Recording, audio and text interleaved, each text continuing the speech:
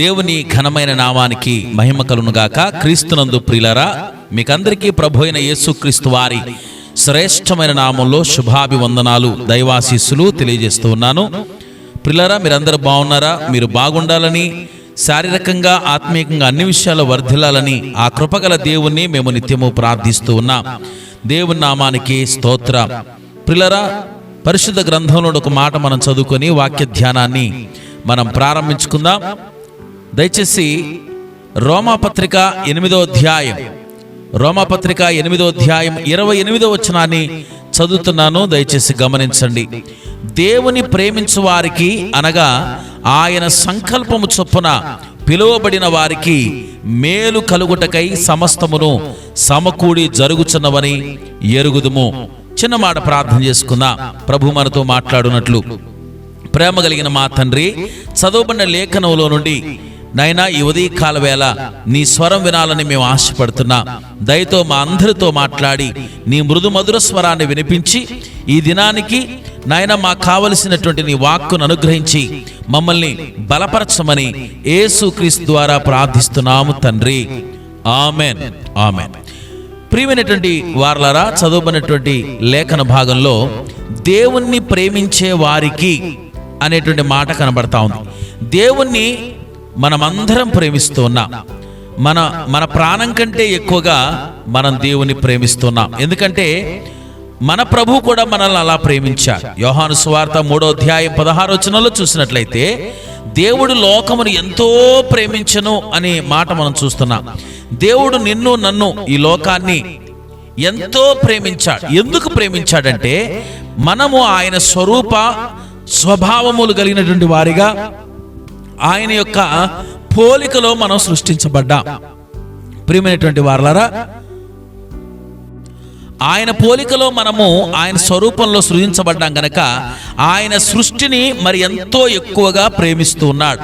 మరి ముఖ్యంగా మనం ఏర్పరచబడ్డ వంశము, రాజులైన యాజక సమూహము, పరిశుద్ధ జనము, దేవుని సొత్తైన ప్రజలునై ఉన్నామని దేవుని వాక్యం సెలవిస్తుంది. దేవుడు ప్రత్యేకంగా మనల్ని ఏర్పాటు చేసుకున్నాడు. దేవుని సంకల్పంలో మనం ఉన్నాం. దేవుని యొక్క చేతి పని అయి ఉన్నామని మనకు లేఖనాల్లో మనం చూస్తాం. కనుక మనం దేవుణ్ణి ఎక్కువగా ప్రేమించవలసిన వారమై ఉన్నాం. ఎందుకంటే మనము సాధారణంగా జన్మించినటువంటి వాళ్ళం కాదు. దేవుని యొక్క సంకల్ప ప్రకారంగా మనం పుట్టాం. మన తొలి జన్మ ఆయన చిత్తమే. మన యొక్క మరలా రెండవసారి మనం జన్మించటం కూడా ఆ ప్రభు చిత్తానుసారంగా జరిగింది. లేఖనాన్ని మనం ఆలోచించినట్లయితే ఇక్కడ దేవుణ్ణి ప్రేమించే వారికి అనగా ఆయన సంకల్పం చొప్పున పిలువబడిన వారికి మేలు కలుగుటకై సమస్తమును సమకూడి జరుగుచున్నవని ఎరుగుదుము. ఈ వాక్యం వింటున్న ప్రియ దేవుని బిడ్డ, మరి మన జీవితంలో క్రైస్తవ సమాజంలో జరుగుతున్నవన్నీ కూడా మన యొక్క దైనందిన జీవితంలో మనం ఎదుర్కొనే ప్రతి ఒక్కటి కూడా దేవునికి తెలియకుండా, దేవునికి ప్రమేయం లేకుండా, దేవుని ప్రమేయం లేకుండా, దేవునికి సంబంధం లేకుండా ఏది జరగటం లేదండి. ఎందుకంటే మనం దేవుని ప్రేమిస్తున్నాం, దేవుడు మనల్ని ప్రేమిస్తున్నాడు. కాబట్టి మన మేలు కోసం సమస్తమును సమకూడి జరుగుతున్నవి అని మనం ఎరగాలి. ఈరోజు ఏ చిన్న కష్టం వచ్చినా, ఏ శ్రమ వచ్చినా, ఏ ఇబ్బంది వచ్చినా, దేవుని పనిలో కానీ దైనందిన జీవితంలో కానీ మనం ఎటువంటి పరిస్థితులు గుండా వెళ్ళినా కూడా దేవుడు నన్ను ఎందుకు పట్టించుకోవడం లేదు అని అడుగుతూ ఉంటారు చాలా మంది. దేవుడు నన్ను మర్చిపోయాడు, దేవుని నేనంటే ఇష్టం లేదు కావచ్చు, అందుకొరకు నా జీవితంలో ఈ కష్టాలు పోవడం లేదు, ఇబ్బందులు పోవడం లేదు అని అనుకుంటూ ఉంటారు. ప్రియమైనటువంటి దేవుని బిడ్డలారా, దేవుడు మనల్ని సంపూర్ణులుగా చేయడానికి చిన్న చిన్న శ్రమలను ఆయన అనుమతిస్తూ ఉంటాడు. దేవుడు ఆయన మనతోనే ఉన్నాడు. దేవుని ప్రేమించు వారి కోసం ఆయన సమస్తాన్ని సమకూర్చి జరిగిస్తున్నాడు. ఆయనే ఇన్వాల్వ్ అవుతున్నాడు అనే విషయాన్ని మనం నమ్మాలి. మనం ఎరుగుదుము అంటున్నాడు పౌలు భక్తుడు.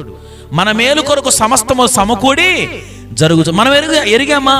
మనం ఎరుగుతున్నామా? అమ్మో మరి నా జీవితంలో ఇలాంటి సంభవించింది, నా జీవితంలో ఎటువంటి కష్టం వచ్చింది, శ్రమ వచ్చింది, క్రైస్తవ సమాజంలో సేవకుల్ని చంపుతున్నారు, మరి పాస్టర్స్ బలైపోతున్నారు, మరి సువార్త ప్రకటించే వారిని చంపేస్తున్నారు. అమ్మో ఇలా జరుగుతుంది ఏంటంటే ప్రభు ఏంటి పట్టించుకోడా, ప్రభు చూడ్డా, తన పిల్లలు ఇంత దారుణంగా ఘోరంగా చంపబడుతుంటే ప్రభు ఏం చేస్తున్నాడు అని అనుకుంటూ ఉంటారు. కానీ ప్రియులారా, మన ఎదుట ప్రత్యక్షము కాబోయే మహిమ ఎదుట ఇప్పటి కాలపు శ్రమలు ఎన్న తగినవి కావు. దేవునికి మహిమ కలుగును గాక. ఈ శ్రమలు ఆ మహిమతో పోలిస్తే, ఆ ఆనందంతో పోలిస్తే ఏ పాటివండి? ప్రభు అయిన యేసయ్య కూడా మరి ఎబ్రీ పత్రిక 12వ ప్రారంభోచన చూస్తే ఆయన తన ఎదుట ఉంచబడిన ఆనందము కొరకు అవమానము నిర్లక్ష్య పెట్టి సిలువను సహించి అంటాడు. ఏండి, అవమానమును సిలువను ఎందుకు సహించాడు? పొందబోయే ఆనందం కొరకు. ప్రియులారా, మన జీవితంలో మనకిష్టమైనటువంటి వారు మనల్ని విడిచిపెట్టడం కానీ, మన దైవజనులు మనకు దూరం అయిపోవడం కానీ జరుగుతున్న దీని వెనకాల దేవుని మహాసంకల్పం ఉంది. యేసయ్య అంత ఘోరమైన శ్రమలు అనుభవించడం ఎందుకు? దేవుని చిత్తము యేసయ్య ద్వారా జరిగించబడడానికి. స్టెఫెను అంతగా హింసించబడ్డది ఎందుకు? దేవుని చిత్తము జరిగించబడ్డానికి. మన జీవితంలో శ్రమలను దేవుడు ఎందుకు అనుమతిస్తున్నాడంటే అది మన పరిపూర్ణత కొరకు, రేపు రాబోయేటువంటి మరి నిత్యత్వంలో ఒక ఉన్నతమైన మహిమ నీకు నాకు దేవుడు ఇవ్వడానికి ఆయన ఆశపడుతున్నాడు. కనుక కంగారు పడద్దు. దేవుని ప్రేమిస్తూ వెళ్తే చాలు, మన మేలు కోసం సమస్తం సమకూడి జరుగుతుంది. అది ఇహలోకంలోనే చూడొచ్చు, మనం రేపు పరలోకంలో చూడొచ్చు. దాన్ని మనం చక్కగా గ్రహిస్తే చాలు.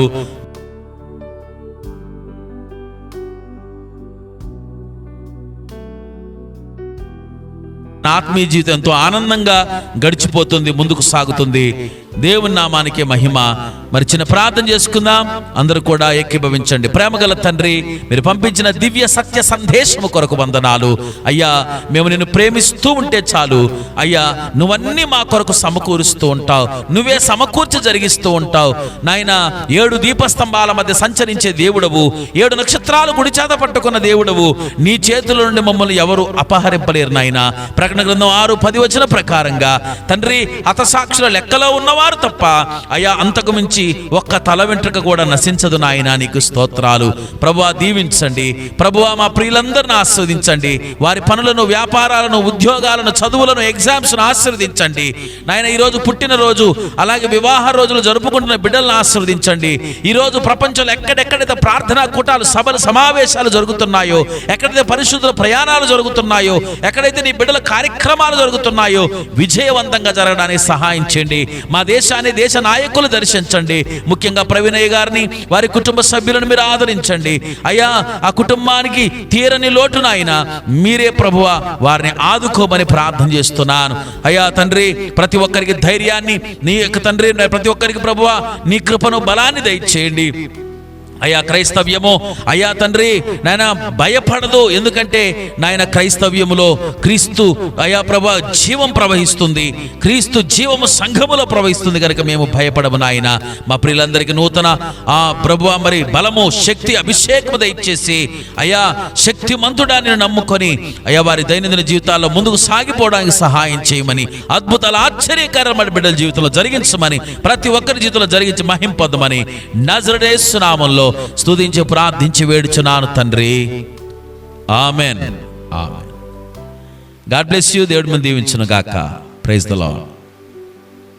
If you want to support this ministry, please send your seed to the following numbers: 9000 440907 996331815 phone P and GPay. God bless you all.